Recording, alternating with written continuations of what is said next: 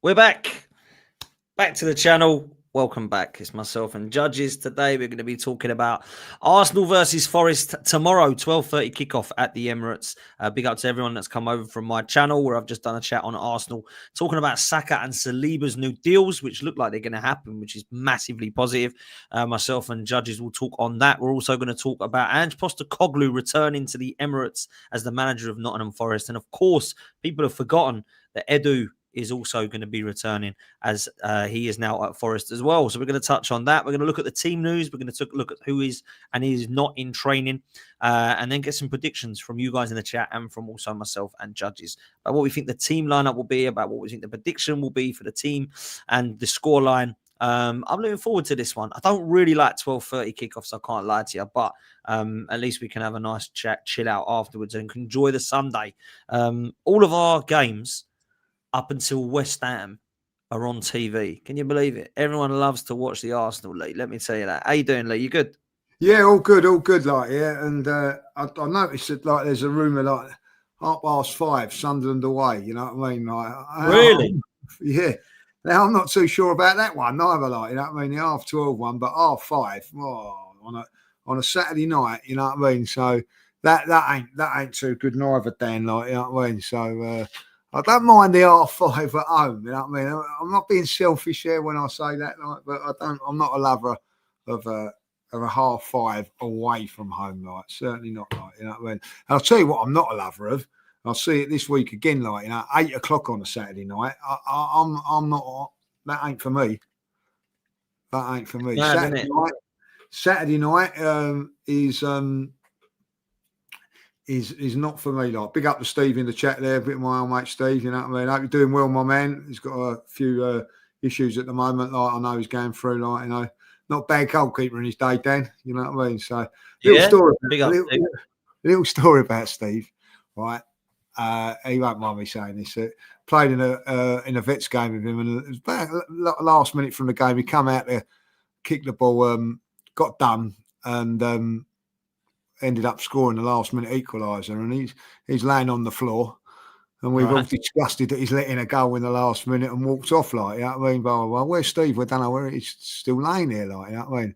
Oh, no. So anyway, with that challenge, he snapped his Achilles, like, you know what I mean? So, terrible injury, and we all left him there because he conceded a goal. Scandalous, you know what I mean? Scandalous. So I hope you're all right, Steve. So he's recovered from that now, like, you know what I mean? So. Good.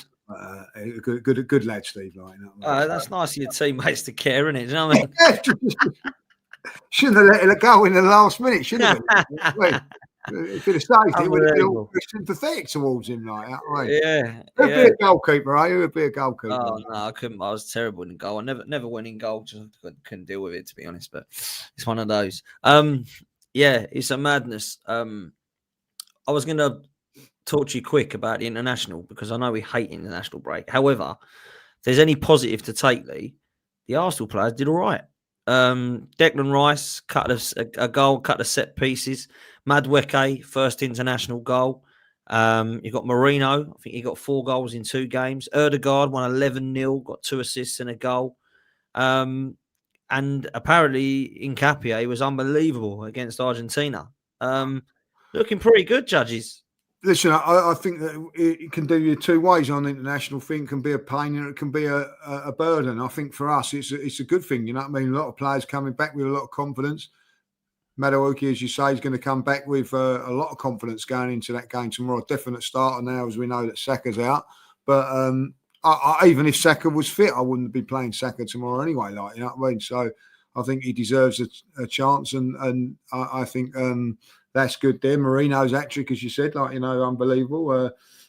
Odegaard scoring and assisting also, that's a good thing. Wanyeri scoring for the under 21s, and Max Dowman had a good time as well in the under 9. Listen, everybody. So you know, Calafiori played well for Italy, and then they gets left out of one game and they concede 4 goals. So you know, and Ancelotti done us a favour by leaving Gabriel out on the midweek. You know, like, obviously because of just, you know, not he's just come back from injury. So even Brazil looking after our players, which is a thing that they've never done before. So listen, everything good in the Arsenal camp. Great to see Ben White back in training. Nurgaard's apparently back in training as well, as well. So that adds strength to the squad, especially with all these games coming thick and fast now. You want everybody available for every game, and of course, good news with Saliba as well. So listen, a good time for the international break. Some people will say no. I think it was a good thing for us. Got a couple of our players fit, and a few players having a little bit of a relax. And also not a rush to rush players back, you know what I mean? Like Saka's had another 2 weeks. I mean, was it 3 weeks he's been out now, So about another 2 weeks left for him to go. So all good news, So, and listen, England drew with Andorra on, was it Saturday? Saturday night, I think it was. 0-0. Didn't ruin my weekend. If Arsenal draw 0-0 tomorrow, it will ruin my weekend. So absolutely. It ain't been a bad weekend. Remember that. Remember it. Yeah, look, I've had great time away. Obviously, I try to do something in international break because I always say it's like if you're a teacher, you use the half terms, don't you? It's a bit like us. You use the international breaks. You know what I mean? 100%. 100%. Use them because they don't really mock up to. I thought Kelly Ken, bless him, bring him up every time. He's like, I quite like the international break. It's important. He's one of them. Whereas I can't stand it personally. But it's just each to your own. But I do like seeing Arsenal players doing well, Lee. I will say that. I also like Arsenal players sitting on the bench because I know they're going to be not injured. I'm with you on that. But when they do play, I want them to do well. Do you know what I mean? I want them doing really well on the bench. Yeah, exactly, mate. But no, look, it's a good thing. I wanted to, before we go towards the team news and the game, Saka and Saliba. It looks like Mikel Arteta has said that they're close to signing new deals at the club. They both want to remain here. They're both happy to be a part of the club's history. Andrea Berta has made it his mission to get them both signed up. What are your thoughts on this one, bruv?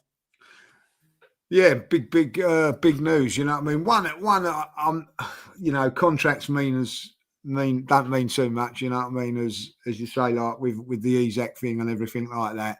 But what it does, it gives the club stability. It gives the club the not the upper hand, but you know what I mean. Like if Saliba, if you want to get Saliba, it's going to cost you. If you want Saka, it's going to cost you. So and my other thing is, I've got no doubts that these two boys are very much in the Arsenal mode. I'm not one of these people that says, it's because they've got to win things and all that. Look, I think that it's just as much danger to leave if they were winning things every season as well. So I think that it's a big thing. I've always got that impression that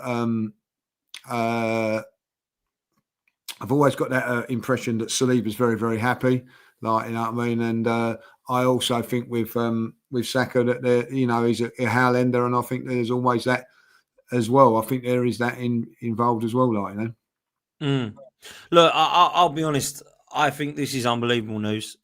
I always had in the back of my mind the belief that Saka would sign, right?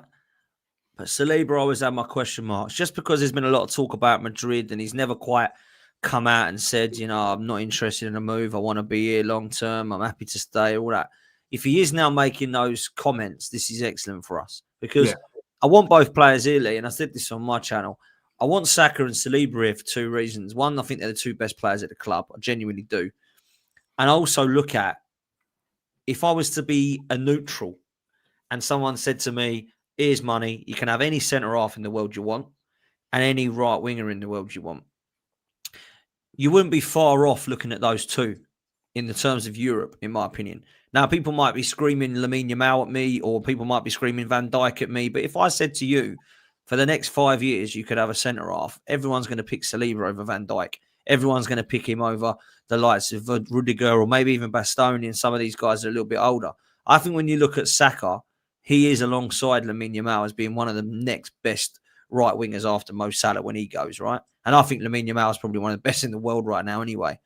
So that's how important they are. And I can't think of the last time Arsenal have had two of the best in those positions. I can't. I have to go back to the Invincibles, or maybe Tony Adams at centre half, or maybe Thierry Henry, those sort of level of players. And that's quite rare to have, Judge. It's quite rare.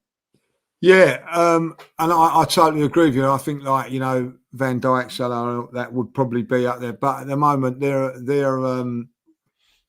only a couple of seasons left in the old tank for them boys. You know what I mean? Like, and been fantastic players. Don't get me wrong, but Saliba, I think, is massive for Arsenal. Just like, you know, Steve's just put in the chat, the cancer's gone and everything like that. So well done, Steve. That is fantastic news. Well done. I'm glad everything's okay. And he's at the game tomorrow. Top guy, Steve. Well done. I knew you'd do it. I knew you was a fighter. So well done. Yeah, and I think that Saka gets so much disrespect, in my opinion. Like, I actually people criticise me when they say, "Oh, you don't praise Saka enough" and all that. And the reason I don't, because the bar is so high of him. Like, you know what I mean? I think, you know, people go, "Oh, he's played really well, Dan." I go, "Yeah, that's what I expect of him." Like, and I'm, you know what I mean? I know probably that's a bad thing. You know, I just expect Saka to beat his player. I expect Saka to do this and do that. That's what he's done over the last sort of few years for me. I think he's a sensational player. I don't think that. I don't think people realise how good he is because they don't see him week in, week out like we do. Now we see him week in, week out being man marked by 2-3 players at times. You know what I mean? Like, I don't see that with any other player. I don't see 3 players on Salah at times. I don't see 3 players on anybody else. You know what I mean? You know, block off him, and the reason that is not because they think that he's a better player. They got block off him. They ain't got nothing else. That's why they do it. You know what I mean? But now, hopefully, we've got ammo now in different positions, different places, and this will free up Saka to prove what a fantastic footballer he actually is. Like, you know, and that's my opinion on Saka.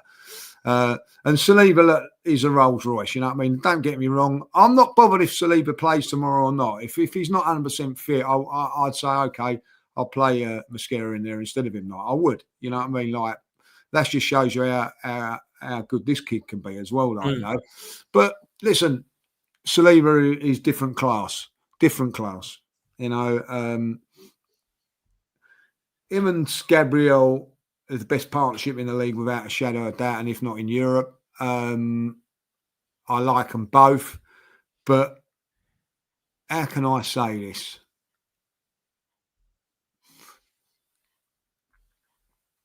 Gabriel is the Range Rover of central defenders, and Gabriel's the Rolls Royce, right? I wouldn't turn my nose up to a Range Rover. That's all I'm saying. Like, do you know what I mean? Do you know what I mean? Like, they're both quality players. I just like a Rolls Royce and a Bentley, isn't it? Rolls Royce and a Bentley. Yeah, that's a good comparison. Like, you know what I mean? I wouldn't turn my nose up to either one of them. Like, you know what I mean? But like, I think they're both fantastic players. But I just think that he's the more aggressor, Gabriel, and he's the more cultured one, Saliba. But I'll tell you what, if you have to get aggressive, I think Saliba can do it as well. Like, you know what I mean? I just think at the end of the day, Saliba's been fantastic since the day he walked into the club. I think Gabriel's grown to become the player he is. Do you know what I mean? Like, a little bit raw, a little bit here, but now he's the finished article. Where I think Saliba, when he come in, the bar was very, very high in the first place. So listen, if both of them sign, fantastic then. Fantastic news for Arsenal. Yeah, absolutely. And I think they both will. I've got more faith now than I have done previously. I feel like there was always going to be the announcement of Saka, and I was always questionable about what Saliba's interest was with Real Madrid and if it was genuine. Looks like now, well, for now anyway, that he's happy at the Arsenal, which is great. And I do want that. You know, I think the both of them are superb. I just wanted to ask you lastly on this, right? Because I think individually and technically and ability-wise, they've got in their locker to be what they want to be. You know, if Saka wants to be a Robert Pires or a Mark Overmars or a Freddie Ljungberg, I think he's got it in his locker to be one of those players. If Saliba wants to be a Tony Adams or a Sol Campbell, I truly believe that he's got what's made of to be as good as one of them. But what do they have to do at Arsenal to be looked at as those kind of caliber of players? Do they have to go and win what they did? Do they have to go and just win a trophy? Do they have to be the best at the club and best at their career? Do you know what I mean? When we look back at their careers, why will we say they weren't Robert Pires or Tony Adams? Why would we say that? What would they have to do to get into that kind of caliber? Is it possible for them to get to that level of quality? Is what I'm getting at. I think winning things just puts the icing on the cake for them. Like, you know, if you was to say to me, look, Tony Adams is an outstanding defender for us, right? Sol Campbell, Martin Keown, David O'Leary. I don't think I've met that. Steve Bowl I'm going to put in there as well. All right. They're the best central defenders that I've seen at Arsenal. All right. He's better than all of them. At his age, he's better than all of them. Tony Adams is a good centre half, but wasn't doing it. He sort of matured into the great player like Gabriel did. Keown the same. David O'Leary was a very, very good teenager coming through and everything. Well, it was probably like the closest to him because he was a ball playing central defender. But Saliba, I think, if you look at it, what's he got over Tony Adams? Right, pace. Better on the ball than him. Like, he's better than Sol Campbell on the ball. You know what I mean? He's got pace. Sol Campbell had that physicality, a lot in it. Like, but I think more comfortable on the ball. Steve Bold, you'd say the same, more comfortable on the ball. Keown had everything but pace. He had pace. Great defender, Martin Keown. Underrated more than what people think. But I'd say Saliba was better on about playing as well, like, you know. But Tony Adams, when you go on to Tony Adams, you have to bring in the leadership, the defensive side of it, like the reading of the game. But Tony Adams weren't the greatest with pace, Dan.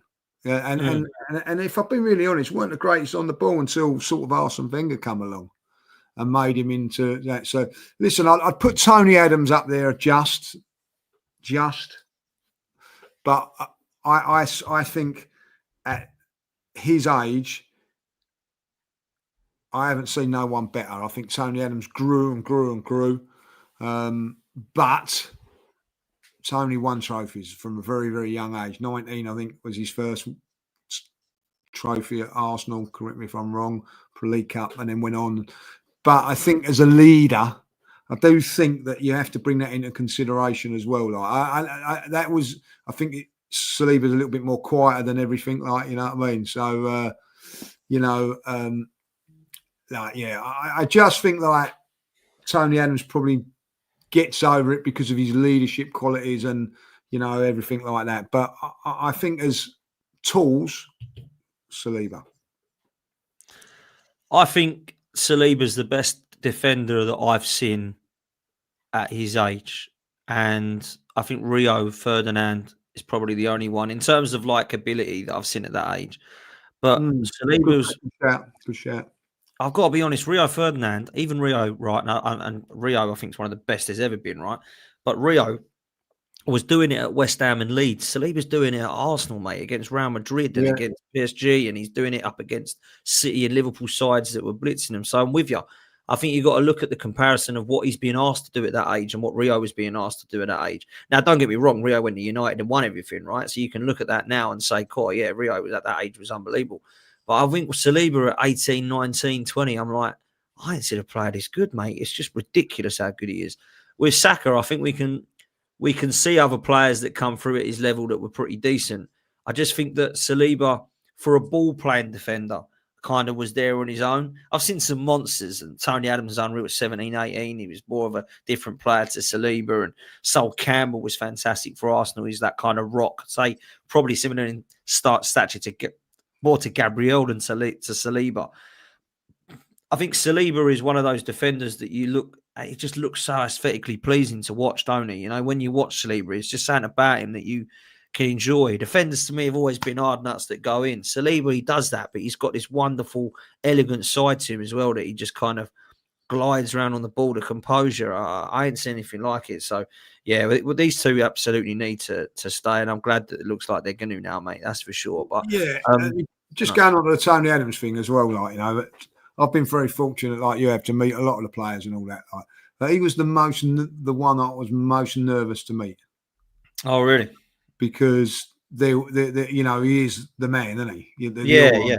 You know what I mean? Like, fortunately, when I met him, he was fantastic. But I was always, this is the captain of Arsenal. You know, I always have a high regard of Tony Adams. I don't care what anybody says. You know what I mean? Like, I think at the end of the day, he probably made himself the player with his attitude and everything, made him the player he was as well. I think that, you know, it's just like, I was just more in awe of Tony Adams than any other Arsenal player, I think. I think that is a great shout. I'm trying to think now who would be. The only one that would come close is Thierry Henry, just because he's got that aura about him. Do you know what I mean? But I think you're right, Tony Adams. In terms of Arsenal, I think Henry would be more of the person and what he did at the club. But Tony Adams, yeah, I think you're right there, bruv. I think you are. I've not met Tony Adams. I've not met the Adams or I Henry. would be more nervous. I don't know about you, right? I've never met Thierry Henry and I've never met Patrick Vieira, right? I would be more nervous than meeting Patrick Vieira than Thierry Henry. Yeah, isn't it weird? Maybe I would as well. Do you mean like because you preferred him as a player, or just because no, not that I preferred it. I think I just think that, you know, because he was the captain of the team, that he had that aura, didn't he, Patrick? You know what I mean? I know that Thierry Henry did. Don't get me wrong, but it was just I would never. If I was a midfield player, I just would never have wanted to play. Mind you, I wouldn't have wanted to play up against Henry. You know what I mean? Like, but I think with Vieira, I think if you kicked him, he'd kick you. If you wanted to play, you could play. And he's just big, strong, and whatever. Like, do you know what I mean? I don't know. I just put him in that category behind Tony Adams as far as if Henry walked in, I'd go like, oh, that'd be a meet you. But I would be a little bit more nervous with Vieira, I think, like, you know. Mad, yeah, it's a mad one, isn't it? I don't know. I kind of with you. Like, I've not met Bergkamp. I've not met Henry. I've not met Adams. I've not met Henry. I've not even met bloody Righty.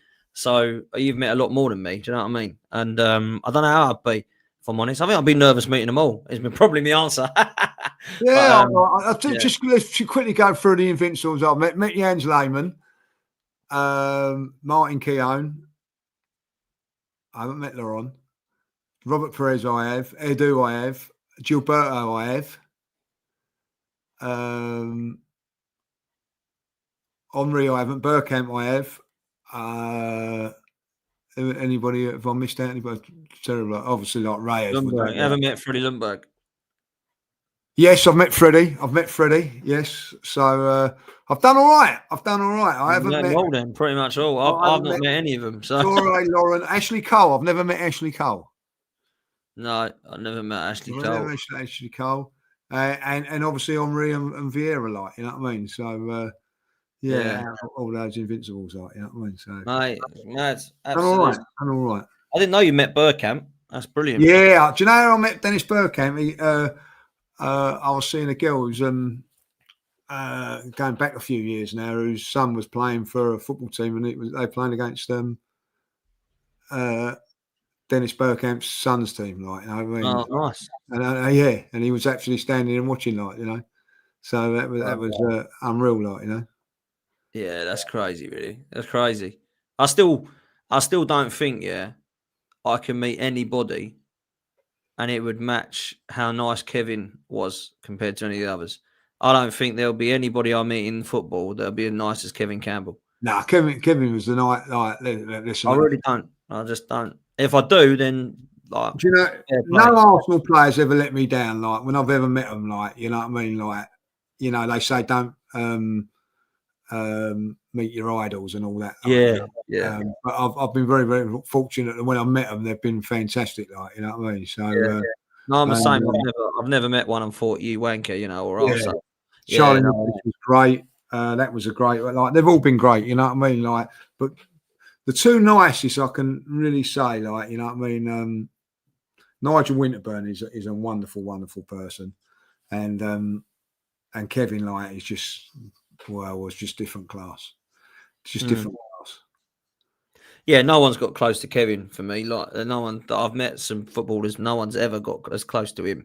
Like he was by far the nicest. It's just incredible. But yeah, listen, nice little. Nice, we digress, but it was nice. Well, Little we do. Like sometimes we go and that's talking about I want to put this out to the chat, right, before we go on to the game, because I've got to shoot off straight from the game tomorrow. To go 10-pin bowling.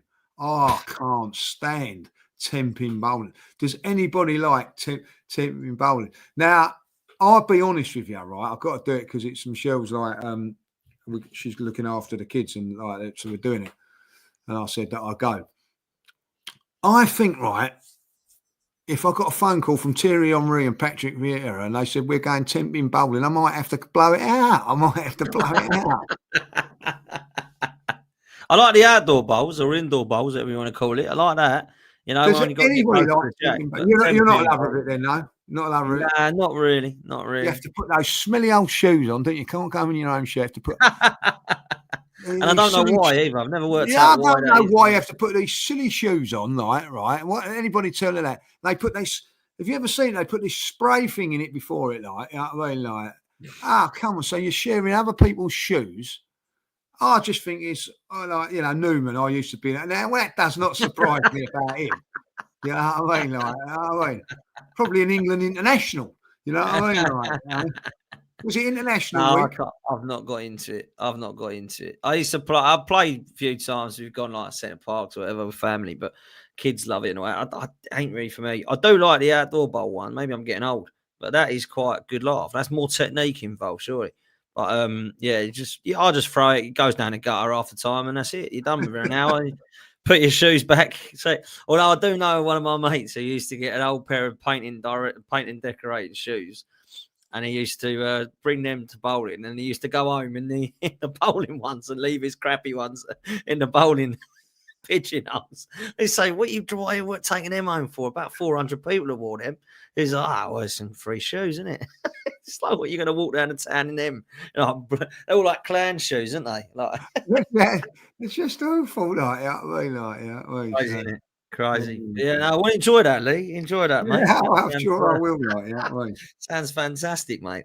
Look, let's talk and move towards the game. Obviously, as you mentioned, Ben White and Norgard back in training. Saliba in contention. Don't think he'll start, but certainly fit, which is good news as well, because the rumours are he's going to be out for a few weeks. Saka looking good, but not ready for this game. Personally, don't want to see Saka until West Ham. That's just my personal opinion. But I feel like this is a interesting game, Lee, for the team, because we have Ange Postecoglou and Edu returning. And Edu obviously returning to the club. What's your thoughts on the appointment of Ange Postecoglou and Edu coming back to Arsenal? Right, let's just take the Ange one there. Everybody's saying it's you know, like it's going to add up the spice and everything like that. Like, I'll get that, yeah, Ange is back, like, you know. But weren't their manager before him, ex-Spurs manager? Does it really make a difference? I don't think it does. You know what I mean? Like, it just makes it a little bit better for everybody else to talk about it. But at the end of the day, he's, you know, he's a manager of Nottingham Forest now. He's got no links with Spurs. Probably hates Spurs as much as we do, like, you know what I mean, after what they've done to him.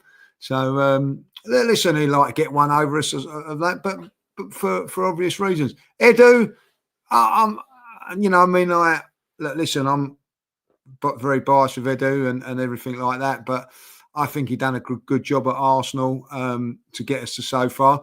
Like a lot of other things in this time, he took us so far, and then someone else has come along and just done it that little bit better, haven't they? Like, you know, so. That was his legacy. Done very, very well. Got us out of the doldrums with some very, very good signings. And yeah, if he's there tomorrow and I actually bump into him, it'd be nice to see him. But yeah, shame that he went. But at the end of the day, look, you know, things move on, don't they? And I think we have to say, like, with Andrea Berta, we've certainly moved on, and he's done fantastically well for us. Like, you know, 8 signings at the end of the day? Unbelievable, like, you know. But yeah, I'm looking forward to Edu being, as I say, like, if we bump into him, that'd be great. He's always been very, very respectful, loves the club. But and as I said with Ange, I'm adds a little bit of spice to it, but I don't want no excuses tomorrow. Like, you know what I mean? Like he was ex-Spurs manager, so was Nuno. So if Nuno was coming, he's another ex-Spurs manager coming. No one would say the same about it. At the end of the day, it's Arsenal versus Forest. Got nothing to do with anything else, and we've got better players. But listen, they've got players that you don't underestimate. If we underestimate them tomorrow, they're more than capable. So, you know, they beat Liverpool last season at Anfield, something that we've not done for many, many years. So you've got to be on your mettle against them, and you've got to perform, Dan. Simple as that. Look, I think the appointment of Ange is very odd. And then I think about it more, and it ain't. And I'll tell you why. And I said this on my show. I think the sacking of Nuno is harsh. However, it doesn't shock me because when you come out and call out your owner, you probably ain't going to last very long, right? So he's then gone. And I thought, what appointment are they going to get? They're going to go and get somebody, try and break the bank for an Iriola, or maybe get Marco Silva from Fulham. Maybe Jose Mourinho will come in. And then when Ange was linked, I thought, that's weird. But it ain't weird because the relationship between Marinakis and Ange is very strong.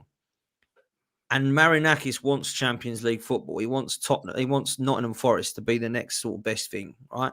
He's got the ambition with the amount of players and the money he spent. He's got the most expensive Europa League squad, believe it or not. They're one of the favourites to go and win the whole thing after Tottenham, them and Villa are. So that's why they've brought him in, Lee, isn't it? His only goal will be win that Europa League, give us Champions League football. And he's just done it with Tottenham. So it makes sense in a way. Now, what I would love, personally, because I quite like Forest, I hope they lose tomorrow, of course, but I'd actually quite like them to do well under Ange, just so it looks bad for Spurs. Do you know what I mean by that? So if they go and actually do quite well, they might, because Tottenham fans are all laughing, going, oh, so they're going to finish 17th. What if they don't? What if they won the Europa League and come 8th? What would that look like for Tottenham then? Listen, I'm with you on that. I've got no problem with Forest winning the Europa League. You know what I mean? There's a conversation, should they be in it or not? Probably not. You know what I mean? I think it's very, very harsh on Crystal Palace. I hope Crystal Palace, isn't it funny, like, you know what I mean? Like, I'm quite happy if Forest win the Europa League and Crystal Palace win the Conference League. You know what I mean?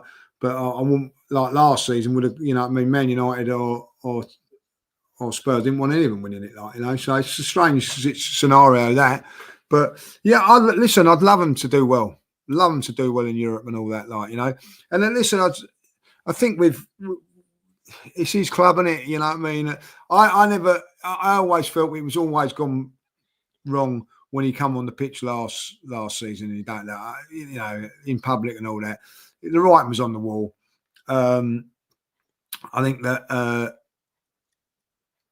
he can leave with definitely his head held high, and he'll get another job within before Christmas. He'll be back in with someone. I guarantee it. Like, you know what I mean? His stock's very, very high. What he done at Forest, and yeah. So you know, like let's hope that we pump them tomorrow, and then like Ange definitely goes on a run. Definitely, like, you know. It'd be interesting now, Forest versus Spurs. I'd love Forest to beat them twice. You know what I mean? And, you know, and then wouldn't it be great if they were to get to the Champions League?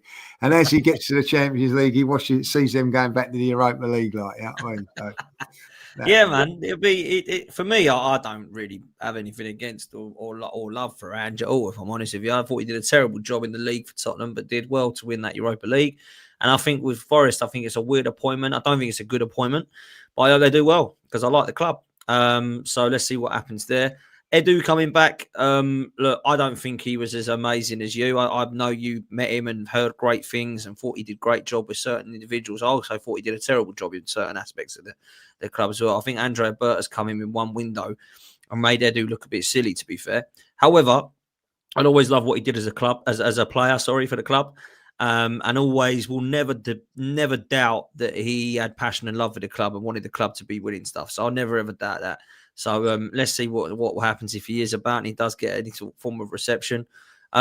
So I want to move on to the actual team news, Lee, and the team. I mean, I've put together the team that I think it will be, which I'll put up on screen now, and we can discuss it and let me know if you would make any changes to it. I think this will be similar to what it will go with. It might be one or two different because it is sometimes always with Mikel Arteta. But I've gone with David Raya in goal, Jurriën Timber at right back, Mosquera ahead of Saliba, who I think, could play, but I think it should be probably Mosquera if Saliba's not 100% fit. Gabriel Calafiori, I think, will keep his place as long as he's 100% fit. Obviously, you've got Zubamendi, Rice, and Odegaard that I think will be in the trio midfield for the first time in a while. And then with Saka out, I think it will be Madueke, who played well against Liverpool at Anfield. I think Eze will play ahead of Martinelli and Trossard this time on the left, and Gyökeres through the middle. Now, it could be that there's a couple of changes there. Maybe Martinelli does start, or maybe he goes with Trossard. Could be that we look in middle and Marino gets another shout, as we saw him get a hat-trick for Spain. And Saliba could play if fit. But what's your thoughts on that team, Lee? That's exactly the team I've got. If Saliba's fit, and I'll probably, like they cover it a little bit. He's only had 2 training. I reckon he's been training a little bit longer than that. If he's 100% fit, then he comes in and plays. If not, I'm happy with that. And then play Saliba on Tuesday night, and we give him an extra couple of days to be ready for Tuesday. So I can't see him at any change. If they do bring Marino in, then I'd leave Rice out just for resting on it. That would be the only way that I would do it. But for me, I that's the exact team that I've gone for. But if Saliba's 100% fit, I'll play him. But only if he's 100% fit. Yeah, it's interesting, isn't it? Because I think that team is still very good. And we looked at the last season, and I'm thinking if Saliba weren't about last season, we would have had to play Timber in the middle or Ben White in the middle. And if Saka weren't there, it'd be Sterling playing, right? Or Nelson if he was still here. So it just goes to show, even those 2 injuries that would last season would have been absolute dire for us, wouldn't they? But now we've got a couple of players that cover, you know what I mean?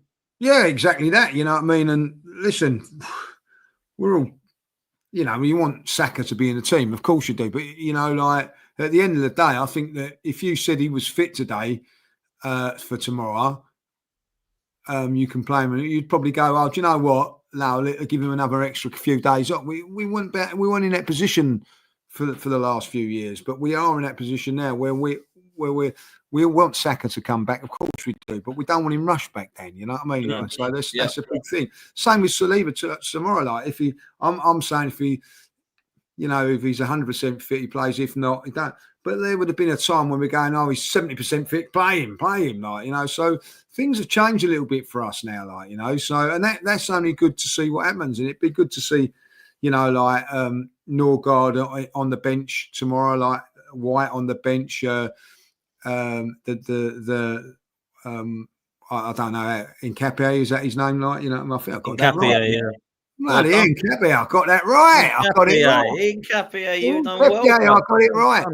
So, it'd be nice to see him on the bench. Might be a little bit too soon for him. I don't know, but it'd be nice to get him into the atmosphere of the Emirates. And the other thing that's really interesting, I see someone saying the other day that possibly there could be a change of role for Miles Lewis-Skelly, maybe going in a holding position in midfield. I'd like to see that, Dan, at some stage, maybe against Port Vale to start with, to see what he can do there, if he can be the player from there, driving from there, or even the left-sided 8. I like to see that again in Port Vale. But left 8 for me. Left 8 would be brilliant for Lewis. Yeah, I think that's something that I'd like to have a little look at. I think that Calafiori has deserved to be playing at this moment in time. A little bit of a shock that he had to come in those few games, but has been brilliant. The key for him now is to stay fit. If he does, brilliant. And I'm with you on Eze. I think Eze, gives us that. If you're not going to play Eze tomorrow, when do you play him? I'm going against Forest. I think it's the perfect opportunity to unleash him tomorrow. Surely, when hopefully the handbrake and the cuffs and all the defensive things are off, let him go out there and perform. Facts. I want Eze to start, and I want Madueke to start, because I want to see both of these guys in action, because you got Saka out. great opportunity for Madueke. I thought was good at Liverpool, Anfield. I think Eze definitely has to play. And I actually do believe, as much as you and me both like him, that Martinelli deserves to be dropped. I don't think he's been good enough, Lee. I just don't. And some would say there's other players that deserve to be dropped. You could look at Erdegaard, and maybe there's other players you're shouting at. But for me, Eze has to play. It wouldn't stop me bringing on Martinelli, though. It wouldn't stop me bringing on these players to actually give them a little bit more of a look. You've just lost your place. Show me you can win it back. I think that's what this is all about, having a squad. You know, I said this on my show earlier. I don't really understand the people that are talking about, like, oh, you know, I brought up with Kenny the other night and it all caused a big debate about how I would start Dalman in games. And everyone said, oh, you can't do his 15, 15. What happens to him? What about Ethan? What about Madueke? What about his? I think this is great, isn't it? Isn't this what we wanted? This is what we wanted to see, right? Because when we signed Jose Antonio Reyes, bless him, RIP, nobody was screaming about what happens to Robert Pires and Freddie Ljungberg, were they? Yeah. And nobody was talking about what happens to Fabregas and Flamini's like signings with the other players that were in. And while we got Kanu and Wiltord, we don't need them. We got Henry and Bergkamp. No, we were needing a squad. And that's what we need now. So that's why Nkapie is a good signing. That's why, you know, people talking about Norgard as backup, Madueke as backup. You're looking at Jesus and Havertz coming back to fitness. They're going to be back up. Ethan Nwaneri and Dalman are both coming through. Martinelli and Trossard can't get into this first 11. This is a great thing, in my opinion. 100%. I couldn't agree with you more. And like, you know, not Martinelli. Odegaard last season was allowed to play 6 months of poor football. Right. And the reason he was allowed to play because he never no one to replace him. We've got 2 now. You know, in Nwaneri and Eze, right? If he isn't doing the business tomorrow, I want to see Nwaneri coming on and then like Nwaneri going, right, this is my time now. I'm sorry, like, you know, he can't Odegaard. Yeah. I'm putting Odegaard in my team tomorrow because I still know what a fantastic footballer he is. But it's coming to the stage where he's got to start producing. And tomorrow, if he can't produce against Nottingham Forest, then is he going to be able to produce against Manchester City? I'm not so sure. So I'll be looking at him and going, right, you perform now. Because if you've got somebody behind you now that's chomping at the bit. And if he's got anything about him, he'll prove what he can do, like, you know. And at the end of the day, look, Nwaneri will get his games. Don't worry about that, like, you know what I mean. And when Nwaneri does get into the team, which is probably like, unfortunately for him, his next start's going to be Port Vale, I reckon. Might not be, but I still think he'll get game time before that. But when he does, come and improve that you are ready. And put pressure on this manager to be able to make changes. You know, massive game tomorrow for me, for Odegaard tomorroor. Massive. Done very well in midweek. We talked about other players got confidence from Europe. He's produced in, I know it's only Moldova he scored against and created against, but you still got to do it. He's done that. Now he's got to come in and do it for Arsenal. And if played well against Forest last year, remember, Lee? And that was the best game he had for Arsenal, in my opinion. Listen, we know what he can do. We know he's got to have a good game. He is. He's got to start playing well. I don't think he was poor, you know, in the games that he's played, but not at the standard that we need. You know what I mean? Like, he's got to up his game. It's as simple as that. Like, you know, there's been a massive change in his physique and everything about him in a moment. So, you know, there's lots of doubts about him at this moment in time, and there shouldn't be because he's a fantastic player. But he hasn't produced, and he hasn't produced for a while now. And when you've got players like Nwaneri or Eze in the squad now, you can't. You've got to be doing the right thing by them as much as your captain. You know what I mean? If your captain's not performing, so it's absolutely. You know, I'll be sitting. I wouldn't be sitting down with him and saying, "Oh, you got to play." Like, I'll just be as I pick the team tomorrow. If I was Arteta, I'd go, look, you know, there you go. Don't let me down.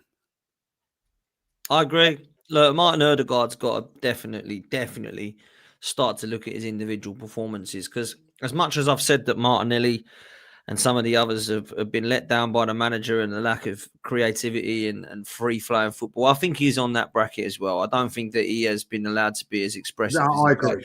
Right?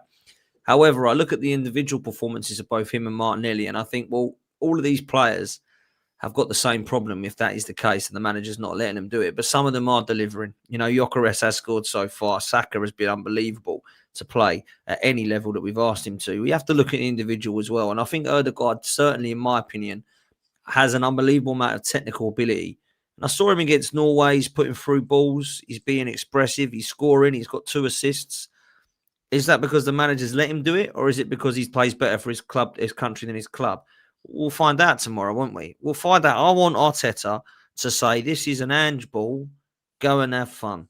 Do not sit there trying to keep it at 0-0 and trying to win it on a set-piece corner 1-0 the game. I do not want that happening tomorrow, judges. I want to be excited. I want to be off of my seat, more times than just at half-time to just go and get a beer. I want to be like, see us bombarding them, shots after that, their goalkeeper making save after save. I want to see us back to that.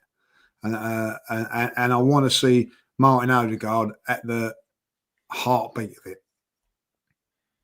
Agreed. Ødegaard needs a good game. Victor Gyökeres, quickly, let's talk on him, because a lot of people are giving him grief over the international break, saying that he's playing in jeans and he don't look right. He's going to flop for Arsenal. And it ain't looking good. I was a fan of this signing, and I'm going to back him, and I'm going to give him more than 3 games, judges. I don't think it's fair to play 3 games and say this guy is crap, this guy is brilliant, or this guy is no good, or whatever. But I think he needs a good game tomorrow, and I think he needs to get on the score sheet tomorrow. And I think where I am with this is, if I was seeing Victor Gyökeres in the first 3 games, having balls fed through to him and him putting him in, hitting row Z and flopping and missing and wide and missing from a yard out, putting it over, I'd be thinking, we've bought a bloody Darwin Núñez here. What the hell's happened? But he hasn't had that, bruv, has he? I think we've got to be realistic. Look, it's not me sticking up for anyone here, because, he's only had 3 games. He could well be awful. He could be unbelievable. We've got no idea. Took Thierry Henry 9 games to score a goal. That's what I'll say. It's the first thing I'll say. Bergkamp, I think, was similar, right? And I don't think he's anywhere near the level of Henry and Bergkamp. So to score 2 in 3 that he has, same as Ekitike. Ekitike is wonderful, apparently. Gyökeres is a bum. They scored the same amount of goals. But then you've got Liverpool at Anfield, Man United at Old Trafford. I didn't expect him to score a hat-trick in either of those games. Leeds, where I thought he could have scored and should have scored, he got 2 goals. Do we have to be a bit more patient, or we made a mind up he's no good, Lee? Well, it starts for me from now on. I'll be judging him tomorrow. I'll be looking at him very, very closely tomorrow. He's had enough game time now. He's had 3 games for us, 2 for Sweden. He should be up and ready now, fitness-wise. He hasn't been fit. That's my opinion, and that's when I go on about the transfer window. Should have been bought in. Your star striker, star signing, comes to us unfit. You know what I mean? A little bit like what Isak is at Liverpool. But at the end of the day, we're waiting to see what happens with him, because he's not going to be fit. But for me now, honeymoon over. Let's see what you are. We'll see what you're about now, Victor. You're fit. This is what it should be. It's been a little bit, I think, not quite there. A little bit wooden. Someone said, you know what I mean, But I think jeans on. That's what it was. Yeah, because he's not been 100% fit. You know what I mean? You need that sharpness and all that. Now he's had that training. He's had those games. He's got enough games under his belt now to be up and running. I expect to see a little bit more quicker, leaner, and sharper Gyökeres from now on.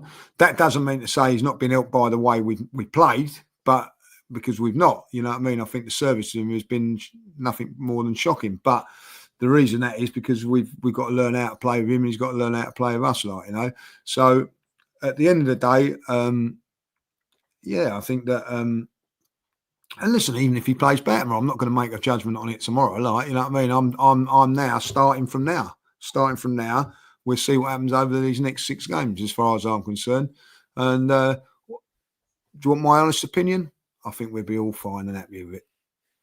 Yeah, I do. I think like what I've seen so far. I've seen little things that I quite like. I need to see more, but I think he's going to be all right. Don't worry about it. I think he'll score goals. I don't think he's going to be Arsenal's best player. I don't think he's going to be seen as one of the all-time record goal scorers. I hope he is, but I don't think he will be. But I think he'll score goals. I mean, crikey, if we can get 9 with Marino and 15 with Havertz, we should be fine with Gyökeres. So, big game tomorrow. And the reason it's a big game, Lee, is not just because obviously we want to get to winning ways, but we've got Man City and Newcastle after it, and we've got Bilbao a few days' time. So this has got to be 3 points, mate, because when we looked at the first 6, we said that we had to beat United at Old Trafford. We did that. We had to beat Leeds. We did that. We appreciated Liverpool be the toughest of the 6. Unfortunately, we weren't able to take anything from that one, which means we've got to beat Nottingham Forest at home now, doesn't it? Got to win every home game, mate. I know we might not do, but like at the end of the day, I expect 3 points tomorrow, and I expect 3 points on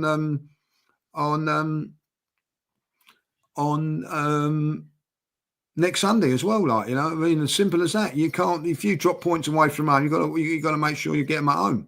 I think at the end of the day, that's where Gyökeres comes to me. You know what I mean? People go, "Oh, he didn't touch the ball against Liverpool. He didn't touch the ball against Man United. We never lost the league away from home. The reason we lost the league is because we didn't beat teams like Forest, or we didn't beat teams like West Ham, Crystal Palace, Everton at home. You know what I mean? These games. So I expect. Listen, I'm going tomorrow expecting us to be winning that game, and I'm not going to next Sunday's game taking anything less than a win against City as well. Like, I'm sorry, Dan. Like, you know what I mean? You know, because if they start dropping points at home, nothing's changed. No. And that's and you know, for me, Gyökeres comes in tomorrow. You know, this is what I expect him to be lively tomorrow. And yeah, all right, put it up there. I expect him to score against Forest, and I expect him to score against City. And shall I tell you why? Because we're at home. End of. Facts. No, I agree with you, mate. I really do. Let's do this super chat before we get your prediction on the game. Chaitanya says, big up Dan and Lee. How many games do you see Dalman playing this season? Can he make the England's World Cup squad? It's in Arteta's hands now. Gotta let you have first. 10 games, World Cup too soon.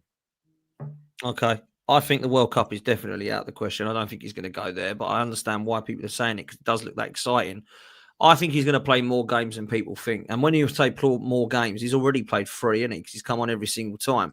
So I think he'll probably play between 15 and 20 in terms of game time. If he's fit, that is. I think he'll play that many. But it might be 5 minutes here or there. For the Carabao Cup games, I expect him to play every game. As long as we stay in it. Oh, you expect him to start in it? I don't think he's starting in either. Really? I think he will. I think him and Ethan will play in both of them games. I really do. And not them Carabao Cup games. Yeah, it'd be interesting. I mean, against Port Vale, I'll be playing him. I'll be playing Max Dalman and Ethan. Like, that's what I'll be doing. No, I'm not going against it. I just think that he'd be nurtured on and all that. But in saying that, look, come on against Liverpool when we're 1-0 down. It says a lot, that, you know. So yeah, I'm not against it, Dan. I'm not against it. No, I'm not against it. Some people really are. I find it bizarre. I've had a few sort of debates with Arsenal fans. He's a kid, you can't play him. Well, Rooney and Walcott and Owen were kids, they were playing. Like, what's the difference? I don't really see much. If you're good enough, you're old enough for me. It doesn't mean he has to play 90 minutes every game, judges, right? No. You mould him in, don't you? Give him 20 minutes here, give him 30, then you start him, take him off at 60, bring him on in the Champions League game if you want him for 10, 15, give him European experience if he goes there. Start him in the Carabao Cup, take him off, bring on Madueke. For me, I don't see an issue with moulding him in and rotating him like this. That's my honest opinion. Like, if he was crap, I wouldn't say bother doing this. But this kid has lifted me out of my seat more than any other player so far in pre-season and in the Premier League games. So he has done me. I'm with you on that. You know what I mean? I see a few people saying when he should start in front of him. I probably agree with that. Yeah, fair. But when he's come on, he's been. I couldn't believe his performance against Newcastle. I know it was only a friendly. I couldn't believe it. I could not believe what I was watching. And the only thing that I got justification from that was, well, it's only a friendly. But, you know, I had the fortune to speak to Kieran Trippier after that game. And he said he's not 15 years of age. That was his exact words. You know what I mean? There's no way that kid is 15 years of age. He said he was so good. So if you've got professionals that are, ex-international players as well saying that, what does that tell you? So, you know, I think he's a talent. The 15 thing does make me nervous, you know what I mean? Because I remember when I was 15 and getting bashed about, Yeah, you know cool. what I mean, by 16, 17 Yeah, year what old. would it change if he was 16 then, or 17? Would it make it more if he was 16? Like Wilshere was 16. Yeah, do you know what? I'm gonna say, yeah, because you know he's still a schoolboy, he's still at school. You know what I mean? Like, so it's difficult. You know, you're not even. I see both Not sides. even, I don't get the outrage. It's all I say. I understand when people say, "I think, yeah, if you think he's good enough, 15 fair, but remember, don't burn him out or be careful." No problem with that. When people say, "Don't go near him, 15, put him in the reserves," I don't get that. I think, well, hang on a minute. He's not like he's played him 3 games in a row. He's brought him on for like 10 minutes. yeah, Everyone's going listen, mental. Like, I don't get it. Cesc Fabregas at 16 was, you know, as someone's just put in the chat there, Unbelievable. was unreal. You know what I mean? So I'm not saying. I'm just saying, like, maybe because you know you legally should, you know, is he allowed? You know, he can't leave school to go and, at this moment in time. If you said right, legally he can't do that, like he can't leave school. So listen, he's so good. It's you know what I mean? Like, I don't know. It's a great debate. You It know, is a great debate. And I've had some good debates with Jordan on it, Kenny, yourself. I personally do feel like if you said to me tomorrow, and I got this is where people went mental at me. If you said to me, pick the best team right now, he would be in it. Doesn't mean he has to play every single game, and that's to not well, I start get 90 that. minutes. It's true what But Alex said there. Like, he's the best player. He's the best player we've got. And it is true. Like, and as Alex has said there, he hasn't signed a professional contract. You know why he hasn't signed a professional contract?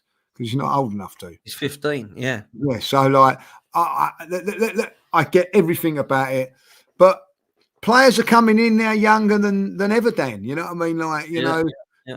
Playing international football, like Maradona was playing, you know, back in the day at 16, 17, you know what I mean? And as you said, we've had it with Rooney. Rooney was playing against reserve to, you know, we know that, like when Kevin was coming back from injury, it tells the story that the 14-year-old kid was playing up front with him, like, you know what I mean? Like,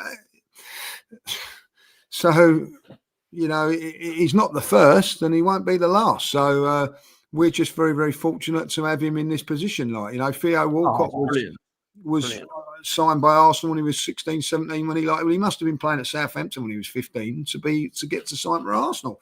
So, you know, it has happened.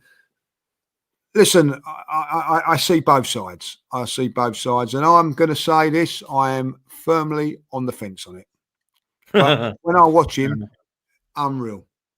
He is unreal, mate. He is unreal. Noor says Lamine Yamal made his senior debut at 15, 9 months, 16 days. However, his entourage and surrounding must protect him at that young age. Look, I think it's all about protection as well. I'm not saying we should hang this guy out to dry and we should burn him out and play him in 90 minutes of every next 20 games.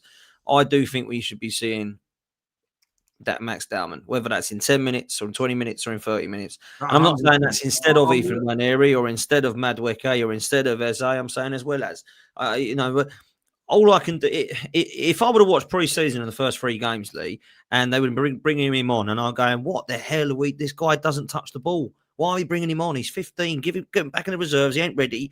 I'll be talking like that. But this guy has been our best player in pre-season, and he's got me out of my seat in every single game so far. No one else has. No, and do you know what, Dan? And I can't argue that. And that's the one thing. He's not like he's actually being put in the team as a sentimental, because he's, you know, because we want to get him signed as a professional. You know what goes on. You know what I mean? Like, you know, blah blah blah blah blah. He's there on merit. Facts. He is. Let's get your score prediction then, judges. What are you saying tomorrow? 2-0, but I wouldn't be surprised if it's 3. Okay, I've gone 2-0. I think Victor Gyökeres will score, and I pray that Eze score. We haven't mentioned much about Eze today, but I do think he'll start, and I do hope he scores because I think it will be a very, very good game. I had a couple of people say they think we might drop points in this game, and it might be 1-1. Any worries of a draw at all, or do you think we'll be all right? Yeah, I think there is, because of our recent history at home. It's not great. I'm never that confident against teams like that. More confident when we play Man City next week because they come at us. more confident when we play on teams like that. You know, struggled against Man United, who never come out against us, and we struggled. You know what I mean? Like, so, yeah. This is the worry. Like, this is for me a big game tomorrow. Like, it just shows you that if have we changed a little bit. We'll see tomorrow. We've got the personnel now, so let's wait and see. I think that, you know, yeah, there's certain things that worry me, and you know, like, listen, I shouldn't be worried, but you know, history tells me I should be, and I am. Always worried, mate, when it's the Arsenal, that's for sure. Big up to everyone that's been here. Make sure you do me a favour, hit like and subscribe. I'll be back tonight, 8 p.m. for a show, but I'm done until then. So enjoy your evening. Make sure you hit like and subscribe. Come on, you Gunners. And Lee, I'll let you say the last word, mate. Enjoy the weekend. Dodge the weather, because like every time I go out, 1 minute it's sunny, next minute it's raining. So if there's a game of dodge the weather out there, and if you aren't silly enough to have an umbrella, wear a hat. Have a good one.